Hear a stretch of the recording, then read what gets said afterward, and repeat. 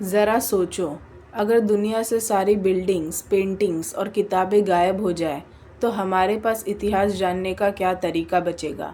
Zero. क्योंकि जो कहानी हमें हिस्ट्री बताती है वो सच में कहीं लिखी गई होती है, दीवारों पे बनाई गई होती है या बड़े बड़े गोपुरम और स्तंभ में छुपी होती है। आज के चैप्टर में हम देखेंगे कि प्राचीन भारत की सबसे खास बिल्डिंग कैसे बनी, लोगों ने क्या क्या पेंटिंग्स बनाई और कौन सी किताबें लिखी गई जो आज भी हमारे कल्चर और नॉलेज का बेस है। तो चलिए शुरू करते हैं एक ज़बरदस्त सफ़र। आज अगर हम ताजमहल या कुतुब मीनार देखें तो सोचते हैं, वाह कितना ज़बरदस्त काम किया गया है। लेकिन क्या तुम्हें पता है कि 2000 साल पहले भी लोग ऐसे शानदार मॉन्यूमेंट्स बनाते थे। स्टूपास, ज्ञान और शांति के प्रतीक। प्राचीन भारत में स्टूपास बहुत फेमस थे। ये डोम शेप बिल्डिंग होते थे जिनमें बुद्ध की या उनके शिष्यों की अस्थियां या चीज़ें रखी जाती थी। सबसे फेमस स्टूपास में से एक है सांची स्टूपा, जो मध्य प्रदेश में है, जो एम्पायर अशोका ने बनवाया था। स्टूपास में क्या होता था, उनके बीच में एक छोटी सी पिट्टी बॉक्स होती थी जिसमें अस्थि या कोई होली ऑब्जेक्ट रखा जाता था।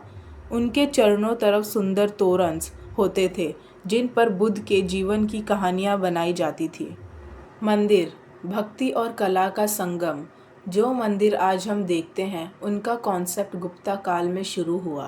पहले के टेम्पल्स में मूर्तियाँ और सुंदर शिल्पकला होती थी। एग्जाम्पल के लिए महाबलीपुरम और अहिहोल के टेम्पल्स फेमस है। उनके डिज़ाइन त्रिपहला स्टाइल में होते थे। गर्भगृह, मेन रूम जिनमें भगवान की मूर्ति होती थी। मंडप, सभा हॉल जहाँ भक्त इकट्ठा होते थे। शिखर, टावर जो आकाश की तरफ जाता था। गुफाएं, चट्टानों में छुपा काला जगत। अजंता और इलोरा की गुफाएं आज भी फेमस है। यहाँ बुद्धिस्ट मॉन्क्स रहते और ध्यान लगाते थे। अजंता केव्स में चट्टानों पर बनाई गई पेंटिंग्स आज भी इंटैक्ट है। अब बात करते हैं पुराने ज़माने के पेंटिंग्स की। आज हम वॉल्स पर ग्राफिट बनाते हैं, तब लोग दीवारों और चट्टानों पर कहानियाँ लिखते थे। सबसे फेमस पेंटिंग कहाँ मिलती है? अजंता केव्स में। ये पेंटिंग्स बुद्ध के जीवन की कहानियाँ बताती है। मध्य प्रदेश के बाघ केव्स में भी सिमिलर पेंटिंग्स मिली है। पेंट बनाने का तरीका क्या होता था? नेचुरल कलर्स जैसे इंडिगो, रेड, येलो और चारकोल का यूज़ होता था। एलिफेंट और हॉर्स के हेयर से ब्रश बनाए जाते थे। किताबें जो इतिहास बताती है। आज तुम यूट्यूब या गूगल पे जाके कुछ भी सर्च कर सकते हो, पर सोचो जब कुछ लिखा ही नहीं जाता था तब नॉलेज कैसे स्टोर होती थी। द वेदास, ज्ञान का भंडार। ऋग्वेदा, समावेदा, याजुर्वेदा और अथर्ववेदा, ये 4 वेद भारत की सबसे पुरानी किताबें हैं। ये श्लोक्स और मंत्रास का कलेक्शन है जो श्रुति सुन के याद करने वाली विद्या है। महाकाव्या, रामायण और महाभारत।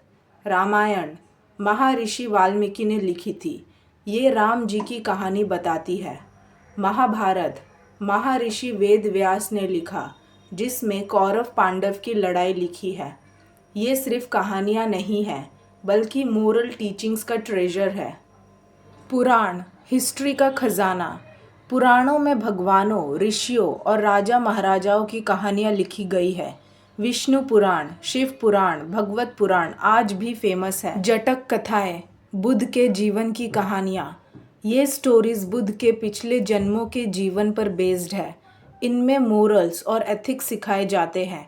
आर्यभट्टा की किताबें, जब भारत को ज़ीरो मिला। आर्यभट्टा 5th सेंचुरी मैथमेटिशियंस ने एक इम्पॉर्टेंट बुक लिखी, आर्यभट्टा।